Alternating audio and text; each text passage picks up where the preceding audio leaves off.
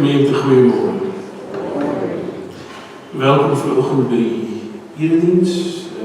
Ek het dalk so 'n bietjie stil. Ek dink my stem klink bietjie snaaks, maar dit kan ook gisterand wees, so ek is nie heeltemal seker nie. Hoe klink dit vir almal? Normalerig, snaakserig, okay, hoorbaar? Ek vat dit as hoorbaar. Baie dankie. Soos almal kan sien, het ons vanoggend so 'n klein bietjie heilige chaos met ons jongklomp wat hier voorsit, en dit is omdat ons vandag direk na ons klaar is met die amptelike verrigtinge ons katedrese afsluiting het. Sodra die diens klaar is en die seën uitgespreek is, jy baie welkom om net verder te bly sit en saam met ons die afsluiting en prysuitdeling vir ons katedrese kinders te geniet. Dit van my kant af, kom ons word saam voor Here stil. Ek wil U lof verkondig, my God en Koning. Ek wil U naam altyd loof. Elke dag wil ek U loof en U naam prys. Die Here is groot. Alle lof kom hom toe. Sy grootheid is ondeurgrondelik. Hemelvader, dankie dat U vir ons goed is. Dankie dat ons hierdie jaar gelei is en dat ons kan weet dat ook in hierdie tyd wat ons nou in is, wat besig is, 'n toetstyd, 'n eksamentyd, daar soveel dinge is wat in 'n kort tydjie moet gebeur voor Desember. U nog steeds met ons is. En U krag, U mag, en U liefde, ook in hierdie tyd vir ons genoeg is. Here, ons wil U vra, kom wees vanoggend hier met ons in hierdie diens. Mag alles wat ons hier doen, ons nader aan U bring en vir ons in U vrede inbring. Amen. Wees gegroet in die naam van die Vader, die Seun en die Heilige Gees. Kom ons staan saam en loof die Here.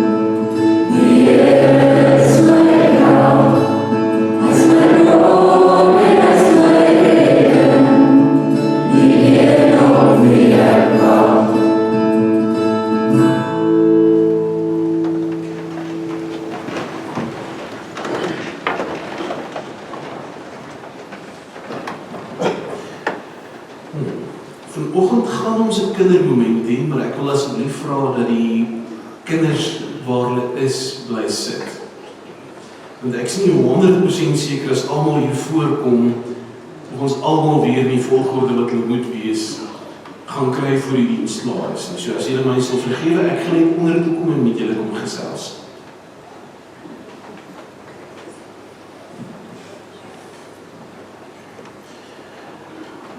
Het julle al begin met die toetse en daai goeders? Is dit lekker?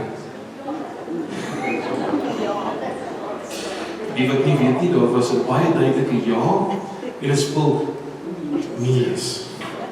Dis nou nie een van die lekkerste tye van die jaar nie, maar dis een van die tye van die jaar wat mens getoets word. En dit toets of mens geleer het, of jy aandag gegee het, of jy gedoen het wat jy veronderstel is om te doen. So, nou vanoggend juist omdat ons in die toetsreeks is, wil ek vir julle vra, weet julle wat dit is om wys of slim te wees? En wat is dit om wys of slim te wees?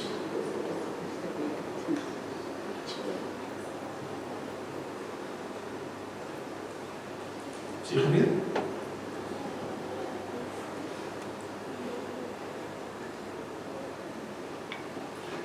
Dis wat jy, wanneer jy doen wat nodig is en reg is om 'n huis en kinders en 'n gesin te hê. Dis 'n baie goeie antwoord. Om op te let in die klasse, dis baie wys, maar rustig. Ekskuus.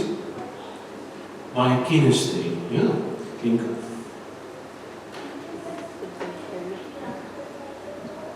Goeie punte te hê en om die regte besluite te maak. Julle almal is nogal redelik reg daarmee en julle gee baie goeie antwoorde. Maar dit ek vir julle 'n vraag. Ons sê punte wys dat mens slim is en wys is. Wie van julle is almal baie goed in wiskunde? Kyk, julle sal sien my hand is ook nie opgesteek. Want die dominee moes al een keer met 'n preek toe hy 70x7 verduidelik, amper sy sakrekenaar uithaal om homself te herinner, want ek werk nie met getalle nie. Wie van julle is goed met kuns? Okay. Wie van julle is goed met sport? Wie van julle is goed met tale? Wie van julle is goed daarmee om vriende te maak? Dis nogal interessant. Verskillendes steek hulle hande vir verskillende goed op. Nou, watter een van daardie maak mens slim? Almal is slim, ja. As jy enige een van daai kan doen, is jy slim, want in die wêreld werk dit baie keer so dat wat ons sê slim is, verander van tyd tot tyd. Want as jy nou 200 jaar teruggegaan het, was jy net slim as jy kon lees en skryf. Maar skole was nie vir almal toeganklik nie, so ons het gesê, die ouens is slim want hulle kan lees en skryf, maar dis die enigstes wat geleer is. As jy in die tyd wat Jesus geleef het was, moes jy Grieks en Latyn kon praat, anders is jy barbaar gewees. Maar meeste mense is dit nie geleer nie, so hulle is outomaties barbaar gehou. So, dan kom mense sê, hulle is nie baie slim nie. En dis ook baie keer hoe dit in die wêreld werk. Punte gee vir ons idee hoe goed ons die werk ken, maar dit wys ook vir ons, stel ons belang daarin. Ek gaan nooit vir julle my punte op skool of universiteit deel nie, want dit gaan vir julle baie mooi aandui dat sommige goed is baie interessant, en dan gee mens meer aandag daarin, en ander is minder interessant, en dan spandeer mens nie baie tyd daarin. Want dit is heeltemal moontlik om slim te wees, en nie goed in alles te doen, want mens stel nie daarin belang nie. Die Bybel sê vir ons wel wat dit is om regtig slim te wees. Wil julle raai wat dit is? Wat dink julle sê die Bybel vir ons is slim? Ja. Om in Jesus te glo? Ja.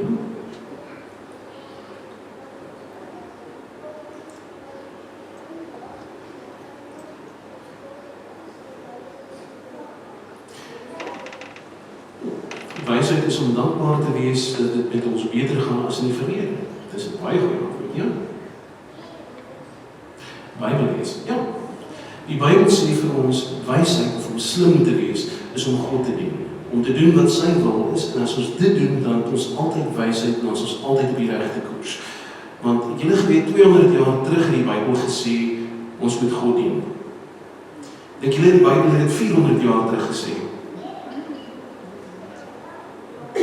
1000 jaar terug? Nogal redelijk konstant dat dit sê. Dis omtrent so 3.500-4.000 jaar terug in die Bybel dit ook gesê. So, dis een van die min dinge wat altyd slim en wys bly om God te dien en te doen wat sy wil is. En wanneer ons dit doen, dan is ons oor die algemeen aangename mense en gaan dit goed met ons. Gaan julle saam bly bid? Ons bid saam. Here, dankie dat U vir ons lief is en dankie dat U vir ons goed is. Here, help ons asseblief om nie net slim te wees as mense op aarde nie, maar om nie te doen, U wil te doen, en dankbaarheid te lewe, U woord te leer ken, en soos Jesus te probeer wees. Selfs wanneer dit moeilik is, en selfs wanneer ons nie is nie. Help ons daarmee, en gee asseblief vir ons die krag, die moed, en die hoop wat daarvoor nodig is. Amen. Gaan julle verskoon as ons vandag nie 'n liedjie sing nie. As jy okay daarmee wil jy 'n liedjie sing.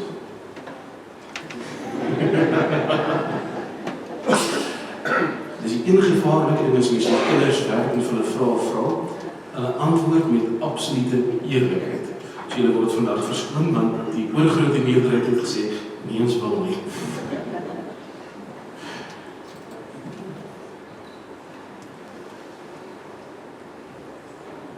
Daar is iets en dit sal na die tyd uitgedeel word, saam met die prysies. Vanoggend op hierdie Sondag is ons skriflesing uit Lukas 20 vanaf vers 27 tot vers 38. Lukas 20 vanaf vers 27 tot vers 38.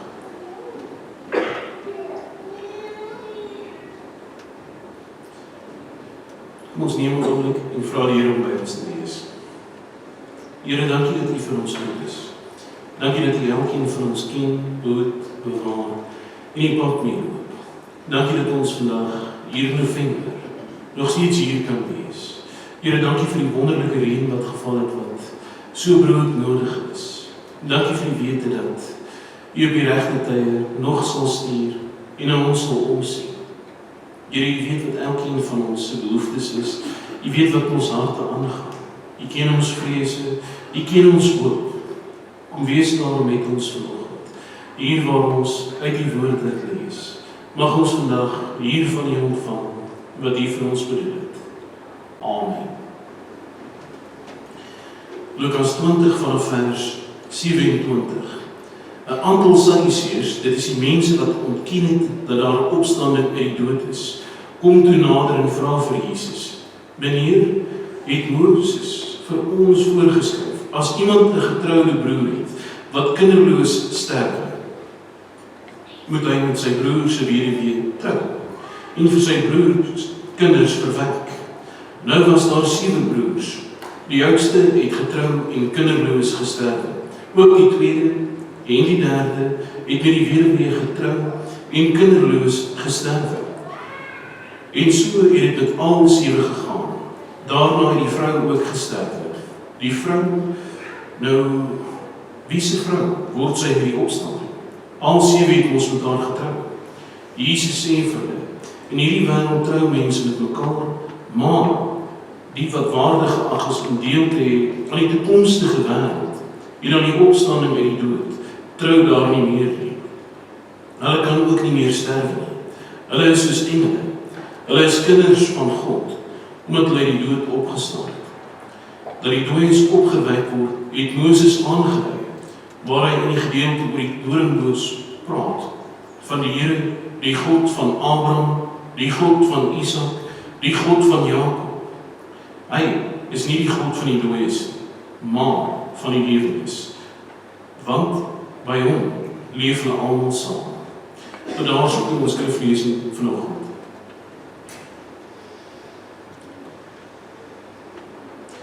Hierdie is waarskynlik een van die vreemder gevalle wat so iets gebeur, want mens kry dit so nogal redelik in Jesus se bediening, dat hy op 'n plek kom en dan begin die mense om vra en in meeste gevalle is dit die Fariseërs, dis nou die konservatiewe groep ouens in die Nuwe Testament wat redelik wetties was oor die wet wat gesê het, dit staan so, ons doen dit so. En dit is waaroor dit gaan. In hierdie geval word dit spesifiek gesê, die vraag word nie deur die Fariseërs gevra nie, maar deur die Sadduseërs. En dit is na alle waarskynlikheid op 'n publieke plek gewees waar mense sou hoor, mense sou uitvind en hierdie vraag, alhoewel dit 'n bietjie vreemd klink, was deels om uit te vind. Jesus was op daai punt 'n baie bekende prediker gewees en iemand wat mense se aandag getrek het. So, hulle wou graag geweet het nou, is jy in hierdie denominasie of is jy in daardie denominasie, waar pas Jesus in? Die twee hoofstroom op daardie stadium was die Fariseërs en die Sadduseërs gewees. Nou, hulle is redelik verskillend van mekaar gewees. Almal was beskou as opregte, goeie Jode, maar die Fariseërs se hart was in die wet of die Bybel gewees. Dit was wat vir hulle die belangrikste was, dis die ding wat vir hulle die meeste saak gemaak het. Die Sadduseërs aan die ander kant sê hulle tradisie kom terug by Moses en Aaron en in die tempeldiens, want nog altyd is daar offers gebring, so dit is die hart van alles. Die Fariseërs het gesê, ons het die wet, die profete en die geskrifte, in ons terme die Ou Testament, en dit is die heilige woord van God, en alles daarvan is deur God geïnspireer en moet gelees word. Terwyl die Sadduseërs gesê het, die eerste 5 boeke, dis nou Genesis, Exodus, Levitikus, Numeri, dit is sonder enige twyfel die heilige woord van God.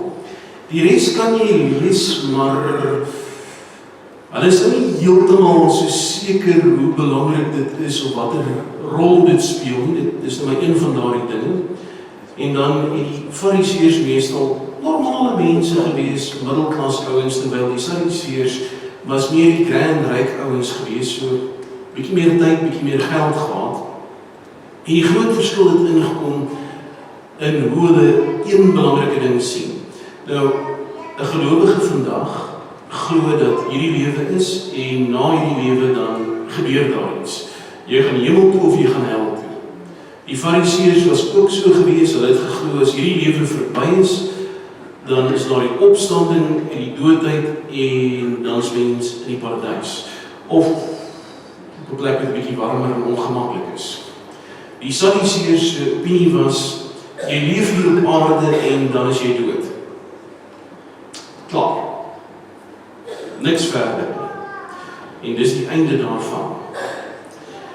So, hulle wil weet, waar pas Jesus in? En hulle vra, wat nogal nou redelik belaglike vraag voorkom, want hulle sê nou, okay, ons wil uitvind of Jesus nou regtig glo, of daar lewe na die dood is. So hier op aarde kan dit nou gebeur, met die wette wat hulle op daai tyd gehad het, dat daar 'n vrou is, en hierdie vrou is getroud met 'n broer. Die broer gaan dood, trou met die volgende een. Daar is 'n paar gevalle wat dit in die Ou Testament gebeur het, en van die bekendste is nou in die geval van Rut en Boas. Rut se man gaan dood, haar man se broer gaan dood, so nou moet daar iemand anders gekry word om verantwoordelikheid te neem. En dis primêr die rede vir die weird gebruik. Was nou gewees, in daardie tyd mag die gemiddelde vrou nie eiendom besit het nie haar eie besigheidsgoed onderhandel het nie. 'n Meisie is onder die gesag van haar pa, en as haar pa sou doodgaan, die oudste man in die huis, so moontlik haar ouer broer as hy oud genoeg is, of 'n ander familielid wat verantwoordelikheid neem. En dan as sy trou, is die gedagte daar moet kinders wees, sodat een van die kinders verantwoordelikheid daarvoor kan vat, want dit was in 'n tyd waar daar nie pensioenfondse was nie, daar was nie SASSA nie, daar was nie grants of enigiets van die aard gewees nie, so wat jy het is wat jy het, so jy werk totdat jy nie meer kan nie, en dan moet jy jou kinders is lief genoeg vir jou om na jou te kyk. Of jy laat hulle baie skuldig voel tot hulle doen. Dit was maar nou die realiteit van daardie wêreld, so as 'n vrou nie 'n inkomen het nie, dan trou sy maar met die volgende. En in die Ou Testament lees ons van Tamar, wat 'n paar keer deur daai oefening is, so dit is 'n aardige voorbeeld, maar dit is iets wat sou kon gebeur, dat 'n vrou met al 7 mans wettiglik getroud was, en dan doodgaan sonder kinders. En hier op aarde is hulle mos nou wettig getroud gewees. Nou vra die Sadduseërs, as Jesus nou so glo dat daar reg iets na hierdie lewe is, hoe gaan dit werk? Is dit soos hier op aarde, want sy het een na die ander met hulle getrou, so sy is hulle almal se vrou, so as hulle nou in die hemel kom, is sy met al 7 van hulle getroud. Ek weet nie hoe daai een sou werk nie, maar ek kan nie dink aan veel mense wat kans sou sien vir daai situasie nie. So hulle vra hierdie belaglike vraag juis om te sê, glo jy regtig mens wat so aardig is? Want nee, kan ons nie wees nie. Maar Jesus antwoord hulle op 'n interessante en ietwat aardige manier. En ek sê die volgende in ons gesprek. En hy sê, ja, daar is 'n lewe na die dood. En Jesus verduidelik dit op 'n baie eenvoudige manier, hoe hy weet daar is 'n lewe na die dood. Dat hierdie nie die einde is nie, maar dat daar iets is wat hierna kom. En hy verwys terug na Moses, wat heel toevallig die een is wat gesê is, die eerste 5 boeke van die wet geskryf het, so die een persoon is na wie die Sadduseërs sal kyk en sê, hy het 'n punt beet, en hy weet wat aangaan, want hulle opinie was, die gedagte van lewe na die dood kom eers na die wet, so na die eerste 5 boeke, en dit is nie so erg nie. En hy sê, onthou julle vir Moses, die ou van die eerste 5 boeke geskryf het, die 10 gebooie gegee het, en vir mense gesê het, hoe dit werk. Eens op 'n tyd was hy by 'n brandende bos en toe praat die Here met hom en hy het vir ons vertel, die Here het gesê, hy is die God van Abraham. Hy is die God van Jakob. En hy is die God van Isak. Nie, hy was die God van Abraham. Hy was die God van Jakob. Of hy was die God van Isak nie, maar hy is nog steeds. En Jesus sê, dit dui aan dat by God lewe Abraham, Isak en Jakob. So hulle is nie finaal dood nie. Alreeds in die vroeë gedeelte van die Bybel sê dit vir mens, daar is ietsie wat daarna kom. Hierdie lewe is nie die einde nie. En dan gaan hy verder deur die absoluut absurde, belaglike vraag te antwoord. En hy sê vir hom,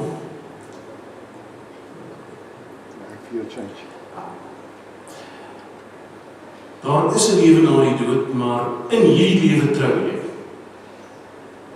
En wat hierna kom, trou ons nie. Dit werk nie dieselfde nie, dit is anders in die hemel as wat dit hier op aarde is. Wat 2 goeders vir mense sê, hier op aarde, dis jou enigste kans om getrou te wees en in daai tipe verhouding te wees, so pas dit baie mooi op, want dis jou kans. Hierna weet ons nie wat gebeur nie, ons weet nie, dit gaan anders te wees. En Jesus sê verder, mens gaan nie doodgaan in die hemel. Daar leef mens vir ewig. Dis nie 'n kwessie, jy kan 'n besering kry, doodgaan en weer leef of weer word nie. Daar is dit ewig. En verhoudings gaan anders te wees, want ons sal soos engele wees. En om soos 'n engel te wees, is iets anders as om 'n mens te wees. Die Nuwe Testament en Ou Testament sê vir ons, die Here het ons net 'n klein bietjie minder as 'n hemelse wese gemaak.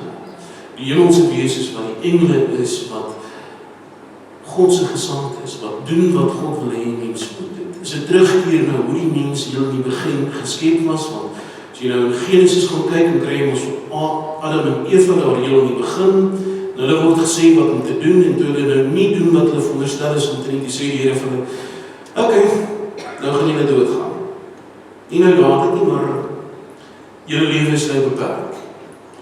En Jesus sê hierso, wanneer hierdie lewe verby is, en mens kom in wat hierna kom, dan keer mens terug na wat dit veronderstel was om te wees. Daar is nie meer 'n dood nie, ons is soos ons veronderstel is om te wees.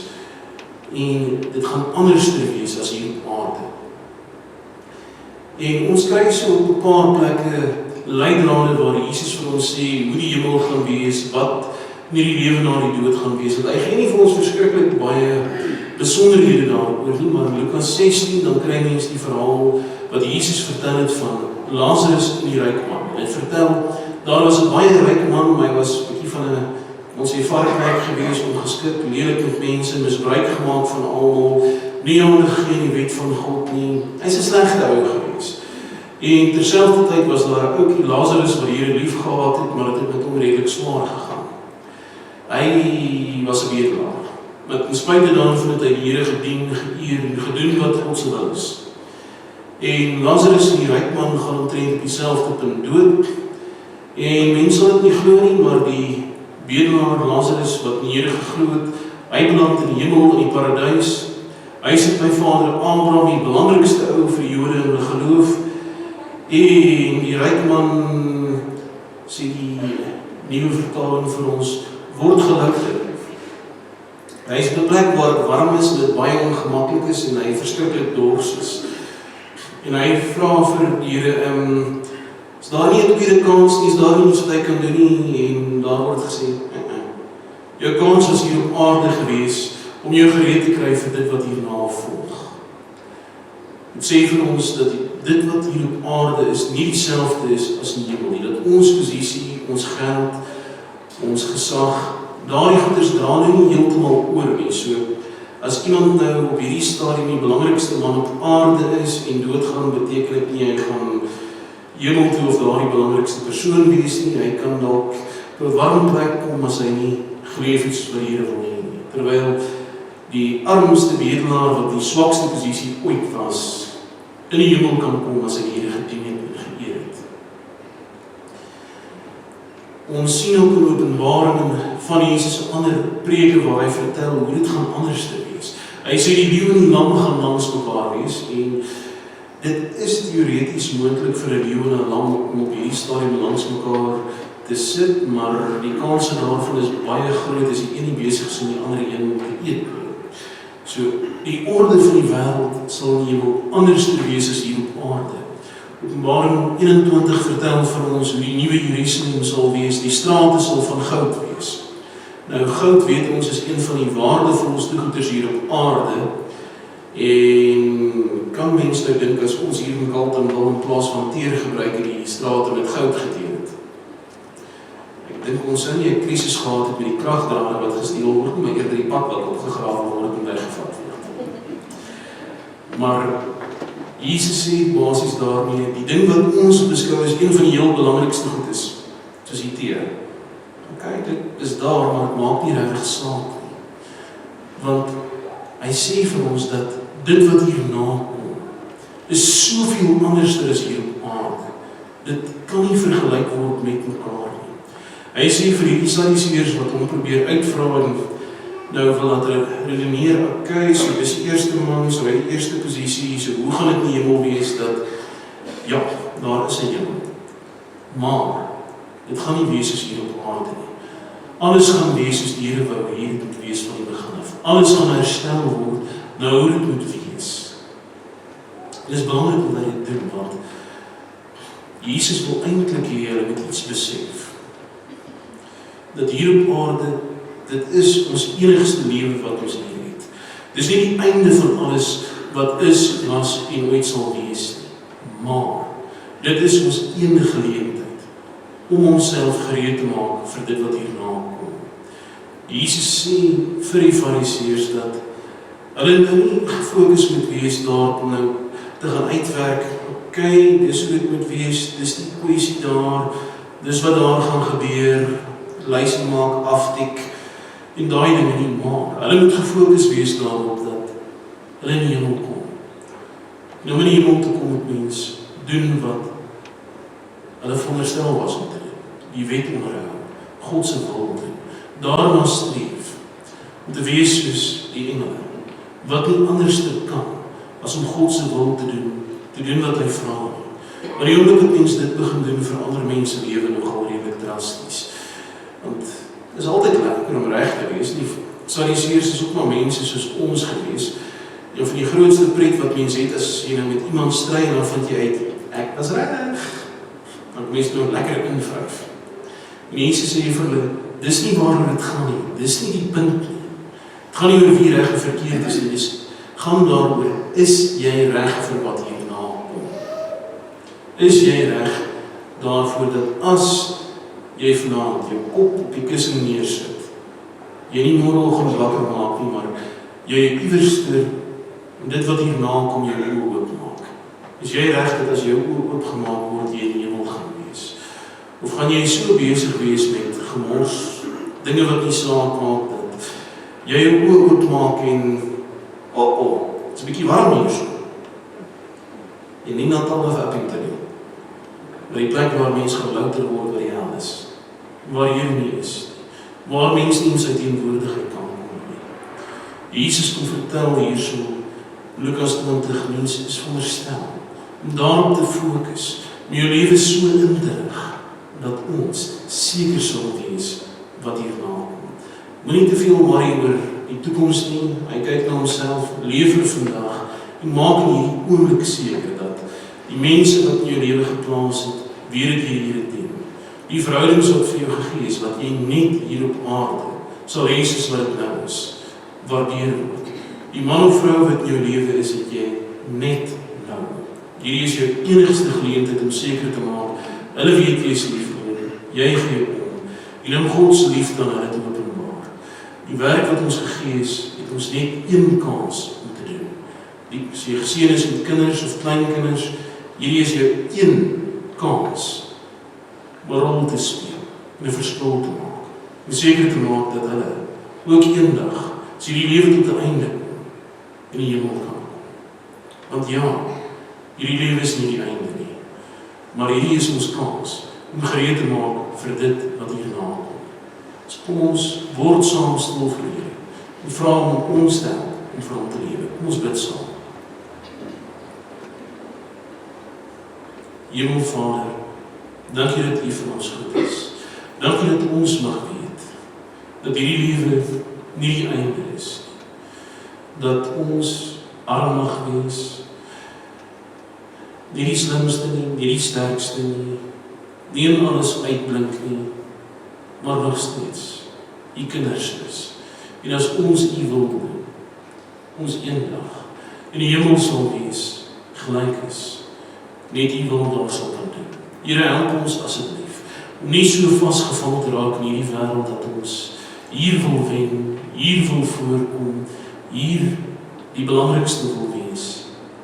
En so die punt is dat ons nie by die hemel uitkom nie.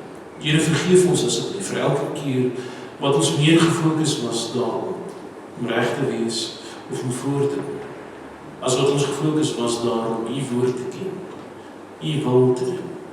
Hierdie wêreld moet verander met liefde en genade. Here, kom verander ons harte en ons gedagtes, dat ons nie sal vaskyk in die feite en die realiteite van hierdie wêreld nie, maar sal raak sien dit wat vir U belangrik is. Ons sal lewe om dit te doen. Here, gee ons asseblief die moed om te besef dat ons nie tydelik hier op aarde is, dat ja, dit is 'n geleentheid. Mag ons daardie geleentheid ten volle aangryp en die beste maak van hierdie lewe wat U vir ons gegee het, totdat dit verby is en ons die res van ewigheid by U is. Help ons asseblief om gereed te wees dat sou die einde kom, ons nie hoef bekommerd te wees oor waar ons is, maar dat ons by U is.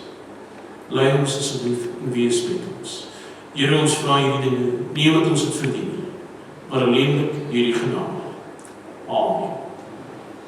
Daar is nou 'n geleentheid waar ons die Here ook kan eer met ons dankoffers.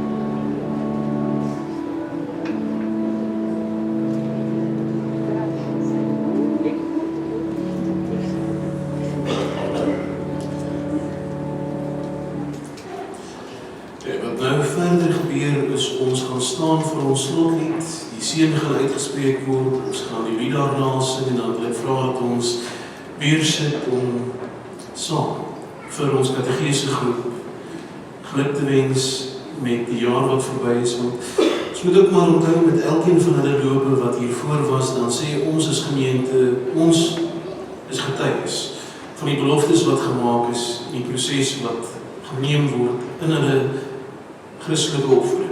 So kom ons staan saam en loof die Here.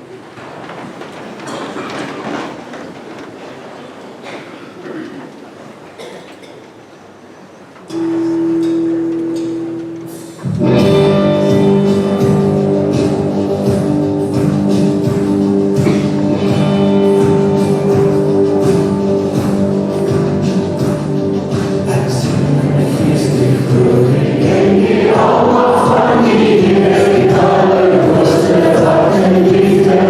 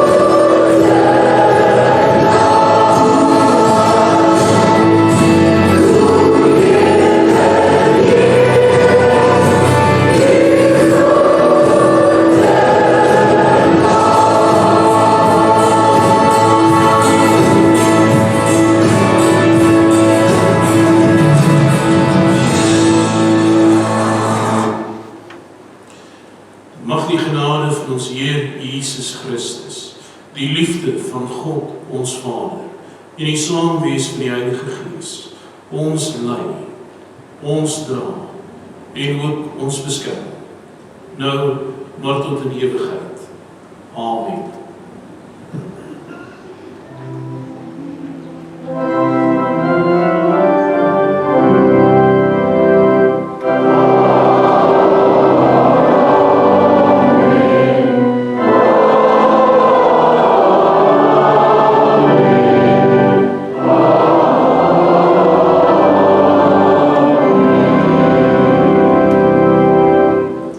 Ons kan maar ons plek neem.